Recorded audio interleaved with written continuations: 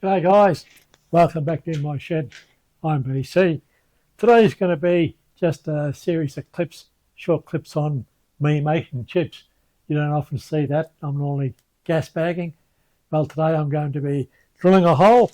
I've got a new end plate to make up for that electric motor. You saw the wasted guts inside that dry flange. I was scrounging around for a bit of steel, and sitting on the back of my engine crane there's a bit of ballast. There's a nice bit of 32mm plate, so that'll do. I don't have a plasma cutter or a bandsaw to cut it from the square into round, but what I do have is a jig that I use for making model locomotive wheels in 150 or 170mm diameter. This is 200 square, so I'll drill it 63/64, ream it to 1 inch. It'll go on to the fixture, tighten up the bolt, and as long as I take it easy, I'll just whittle it down a little bit at a time. This is an old radial arm drill that I've got, Usimu, the Unique Construction Italian Machini Utensili. I think it's a group of Italian machine manufacturers that got together. It's a bloody nice bit of kit. This is up near its maximum capacity, 25mm in steel, but yeah, should be a bit of something to look at. I'll put the camera down on the job and let's make a hole.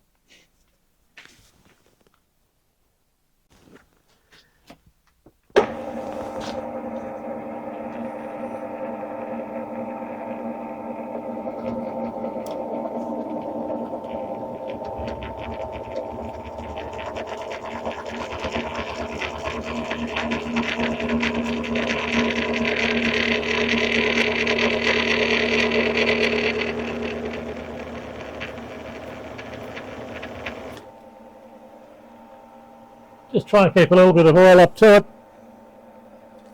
It's a brand new drill that was new old stock, and sometimes they got a little bit too much clearance.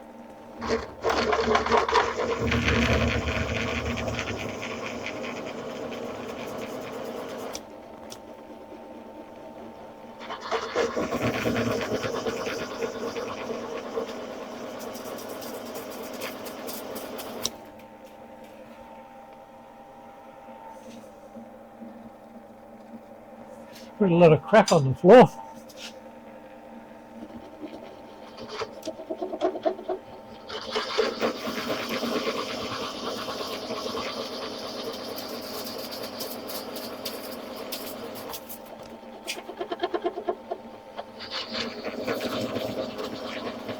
Seems to be doing this job with pretty good ease.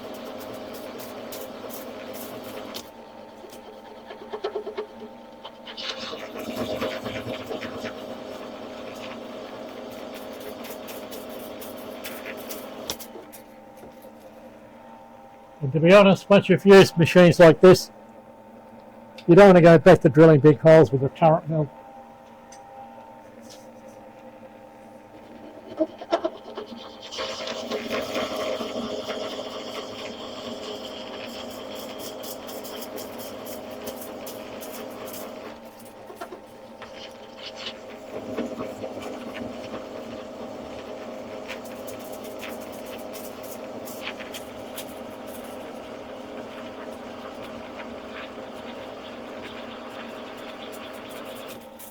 And as the Italians would say, Bingoli.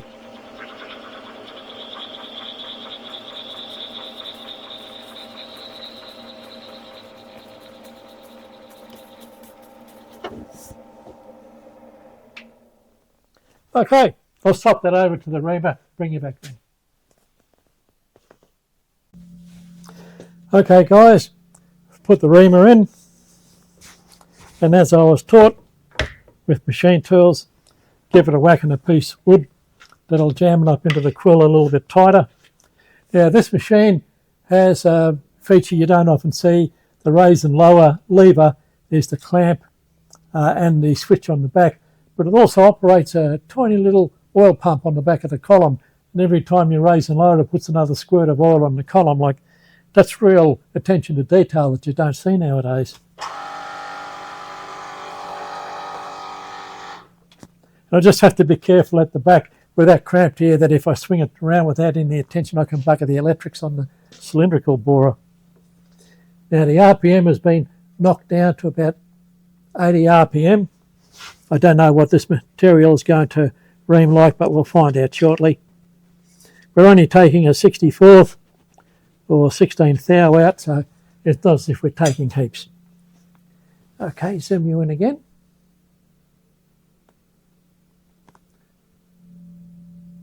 I hope you can see what's happening there.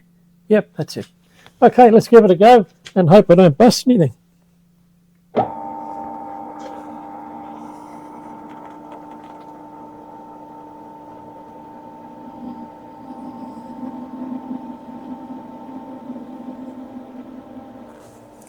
That seems to be going reasonably well.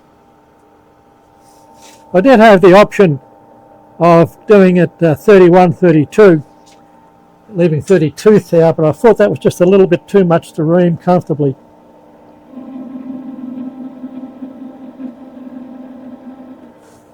Just making sure it's not loading up. When you're reaming like this, you can't go too slow. If you do that, it'll just rub on the reamer and ruin your bloody tool. So just reasonable feed speed. You got to remember you've got 8 cutting edges there. So you want to go a fair bit faster in feed than you would with a drill. And this is where I find the sticky straight cutting oils to be the best lubricant. And second up would be a decent cutting grease or compound. There we go, we're through. Drilled and reamed. Now all I have to do is deburr it and I'll throw it up on the fixture on the lathe. I'll bring you back then. Okay fellas, we're back on the Mazak lathe. I've mounted this up on the wheel holder, and the wheel holder is just a big disc of 1-inch material with a 1-inch shaft off the back of it and a socketed cap screw in the front, and that's what I bolt my wheel blanks up to. See if I get this out of the way a little bit further. Now this time I'm being sure to be sure, because that's a few kilograms of material whizzing around there. I use the torque multiplier to try and get it that little bit extra tight in the holder. I don't want it flying off and hitting me on my only head. That will probably hurt quite a bit. I'll bring the camera around to the other side and you'll be looking from the headstock end, because I've got a left hand tool holder hanging out and it doesn't look all that nice, but I'll try and do a couple of test cuts and then I'll bring you back and take a bit of film with you. Okay, this is the back end of the apparatus. You can see I'm only taking 15th hour time at the moment until it starts cutting a bit more uniformly. It's not wobbling, but I'm hoping once some of the corners come off I'll be able to kick the RPM up a little bit. It's only spinning over at 76 RPM at the moment.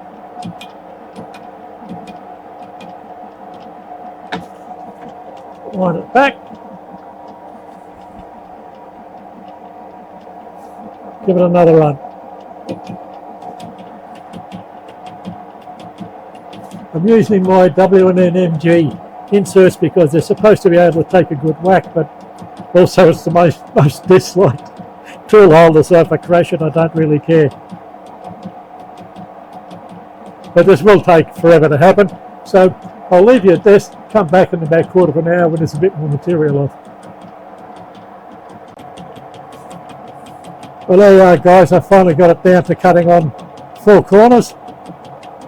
I tried to pump it a bit over 15th hour feed rate per turn, depth of cut, and about 12th hour feed rate, and it just slipped on the bolt, so I'll have to back it off again. It's to be expected. You just can't push big processes like this too far. 15th hour again.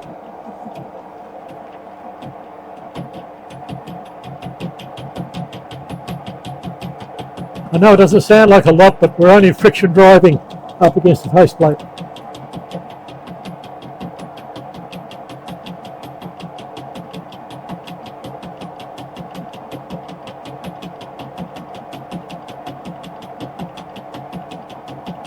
It should get a little bit easier soon when the angle of the workpiece to the tool becomes less a cube. Okay, bring you back when it's a little bit more exciting. Okay there guys, just going on to the next phase of it. I managed to get it reasonably round on the body. Very, very arduous operation. It took a lot of hours. I'm trying to make it into a reasonable billet of material. So I'm now just taking what I hope is the last facing cut. No, there's still a bit more to come off it.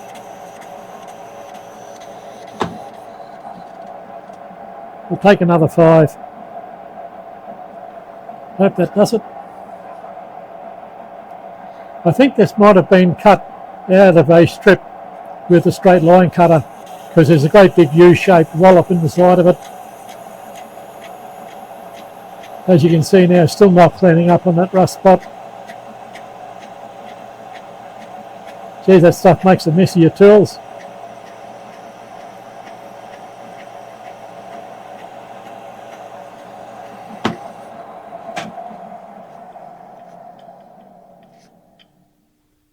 Oh, it's cleaning up enough. Right, we can keep on going.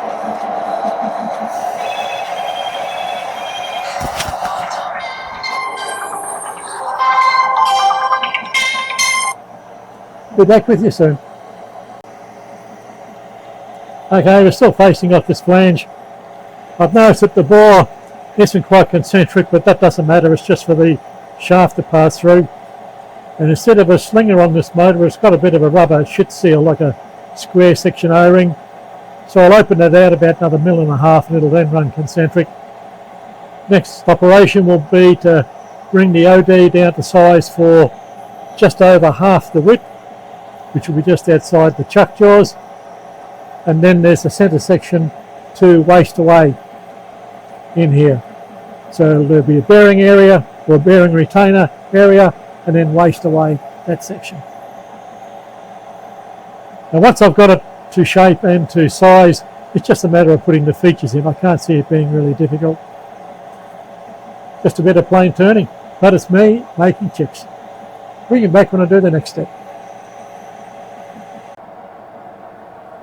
Okay guys, just a bit of machine tool therapy. On a quiet Sunday, herself gave me permission to come out to the shed. Now, last video I faced off the back of this. I've since put the boring bar through the middle to true that up a little bit. It was just a 1/2 mil out. I'm going to be taking some measurements off that bore, so I want to make sure that it's reasonably concentric. I'm now taking down the OD, keeping myself well away from the chuck jaws. I've had some bad experience with that, haven't I?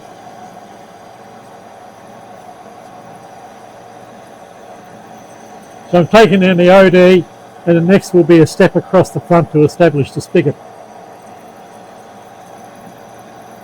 It's nowhere near as big a job as this.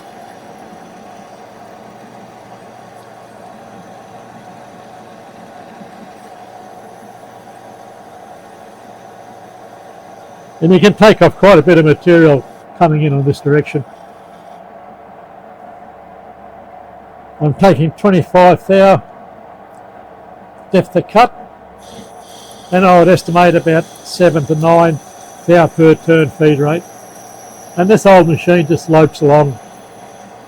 No drama at all doing this.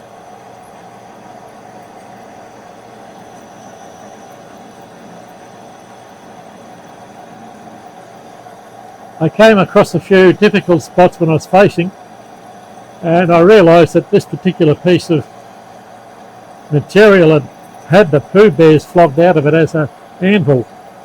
So even though it's low carbon steel, maybe it can work hardened. It can't be heat treated.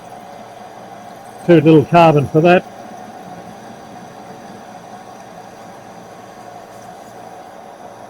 Now I've just taken a couple of minutes off. I changed the insert corner, but also the material was getting a bit hot, and I couldn't guarantee that I'd be getting the right size.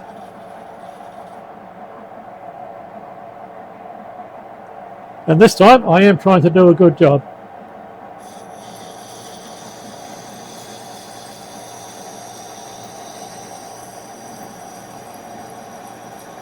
Yeah, this is what I see the Yanks doing on YouTube, the facing off. Not how I was taught, but it seems to do the job well, and this CNMG insert is a dream.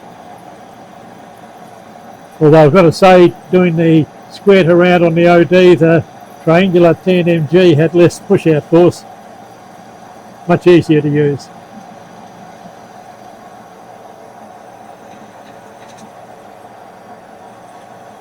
Now I'm just coming around to a preset 0 on my cross-feed dial.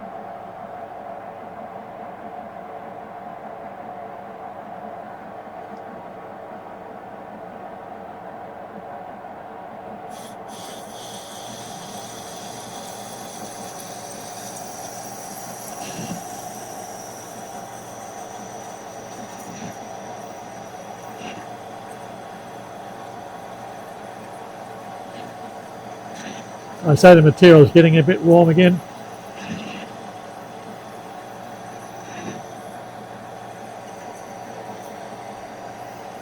It tends to get the shit up with being worked when it gets hot.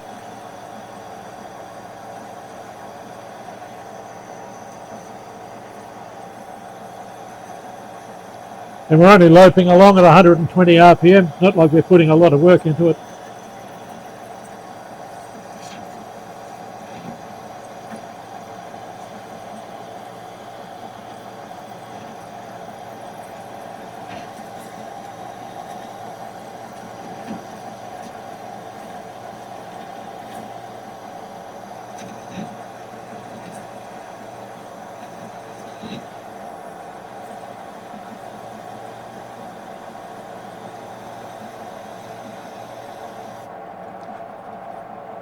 Right, another 25.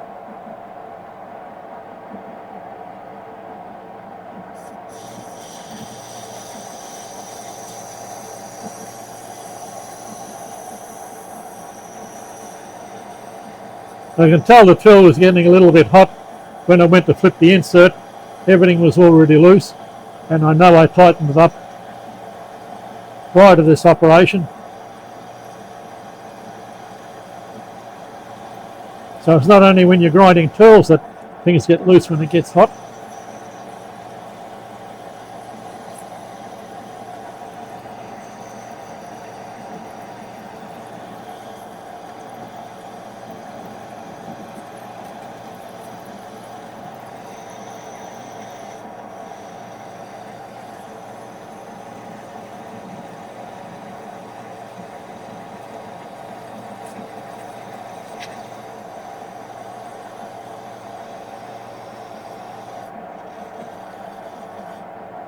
Now I'll move the top slide back a bit.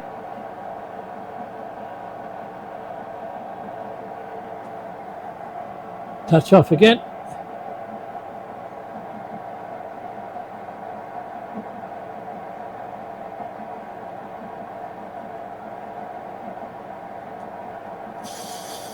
That's near enough.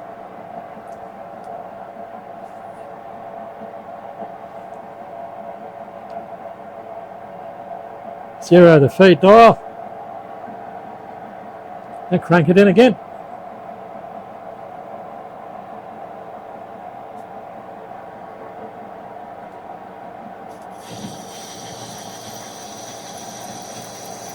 All too easy.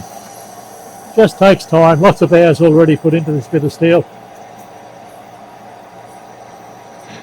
Not the sort of job I'd like to snap a tap in.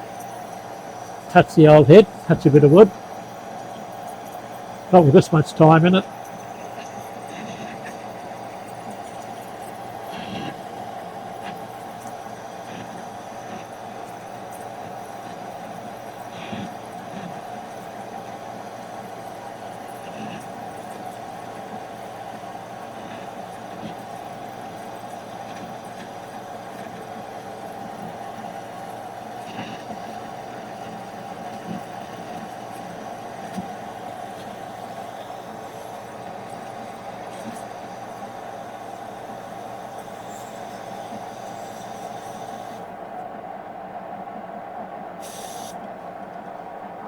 Okay, that's enough boring BS. I'll bring you back when we're doing the spigot flange. Okay guys, I've just taken a longitudinal cut just to even it out a little bit, and the only thing I've got big enough to measure this is a pair of Akud 300mm verniers. So we see what sort of story they give me.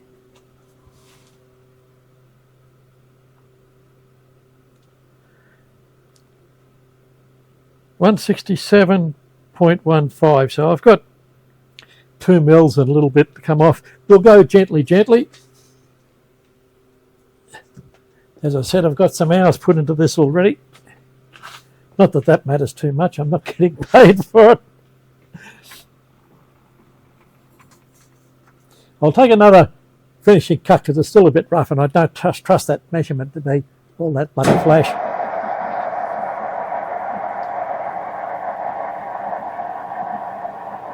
I'll take a 10th hour cut and have another look.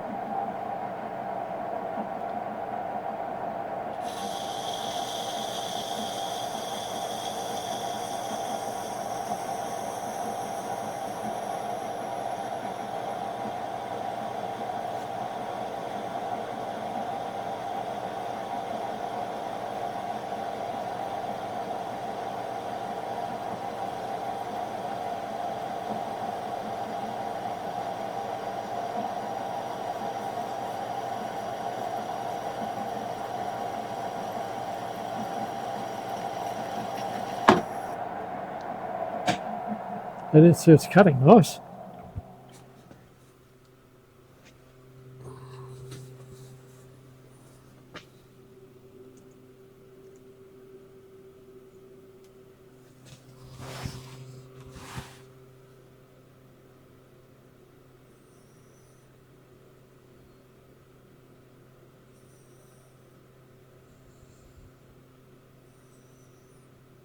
Okay, well I've got about another 2 mil to bring it down, so I won't bore you with that, but this is how I'm doing it. Rather inexpensive Akud vernier, which seems reasonably accurate.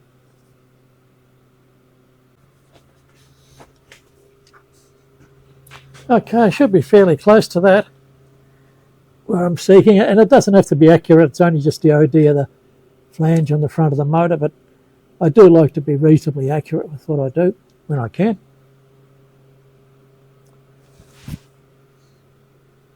Wish the eyesight was better.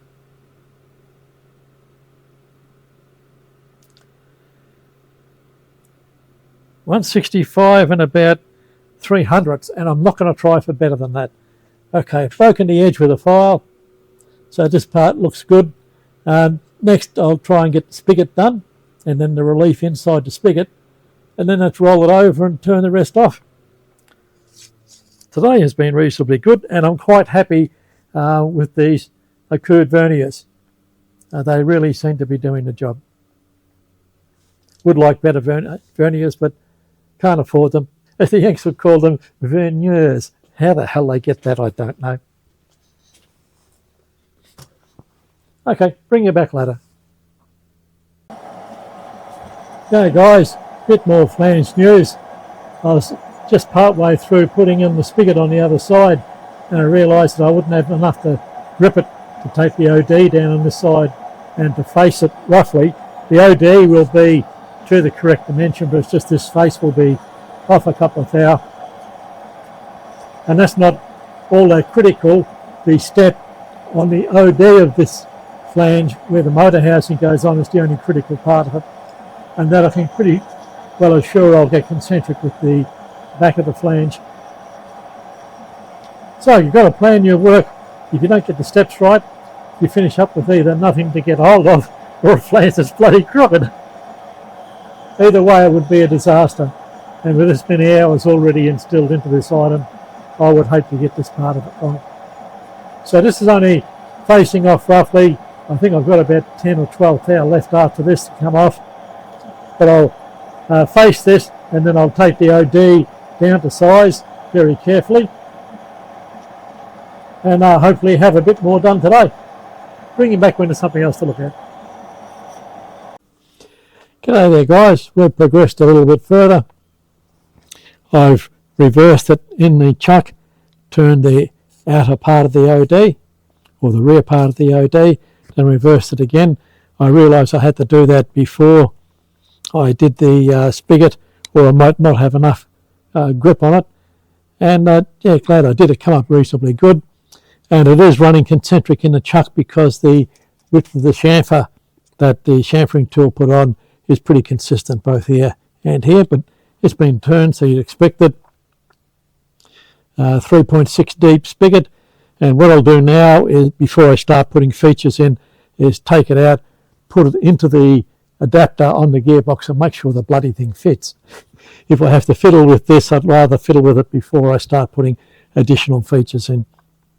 I think it will. I've got a bit of a lead accidentally on the front of it, so it should make it easy to locate in there. And I have been attempting to put the old motor back in so I can run the machine with it in as a dummy, but I think that the drive key might be bowed a little bit. It's got a quite, well, for the size of the key, it's a 3/16 key with a 332 hole through it and heavily countersunk. So I think the key is bananaed, and that's why I can't get it to enter up into the shaft. So I'll cease and desist, take the old motor out, put it up on the bench and try the adapter plate in, and then I'll try the old motor back in without the key to try and verify if that's my problem. But I'll whiz you around and you can see me struggle trying to put the adapter plate up into the machine.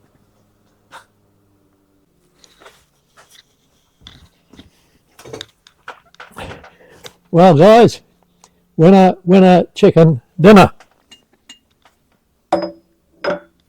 Up she goes. I took about a millimetre, 40 thou plus another 5, and it's now got about a half a millimetre play in it. Excellent. It'll make the motor fairly easy to mount up there. I'm happy with that. I don't mind it being a little bit bigger in diameter. I don't think it'll foul on anything, but I will definitely check that before I bolt the motor up. There is a control cable in a tube, goes around behind it, but I think that goes up above where that mount plate will be. Drop down there, you bastard. Well, so far it's been a bit debilitating for me. It's knocked me around. I was up on my legs for about 4 hours yesterday, and that's not much good. But it's progressing. I just have to relieve the centre here so that the spigot's about 4 millimetres thick, but that's something, nothing. And then I can start on the features, but first I'll thin it down to correct diameter and put the little rebate so that it slides into the motor casing correctly. If I don't rush at this, I won't make mistakes like I had before. I didn't put the rotary table up on the mill turn it, which would have been the best alternative because it's heavy and I've got to shift a few things to the crane around there. But now I've got to put the bloody rotary table up to do the features. You live and learn. Okay, you lot, if you haven't already, please like and subscribe. I'll bring you some more little clips like this rather than a long functional video on how everything's done. I'll do a little bit here and there when I can. It is a little bit awkward doing these sort of jobs, and sometimes it's quite hard to get the camera in. Just as a note, the previous motor was hung up on the key. I had it 3/4 of the way in and it didn't want to fall out. So I think I'll be implanting it. I'm only doing that so that the worm gear that's on the tower inside has got lower support. I don't know if there's a lower bearing in the housing. It's just impossible to see down through all the gears, etc. And I don't have one of those little boroscope thingies, but I think that'll be on order fairly soon. Okay, bye for now.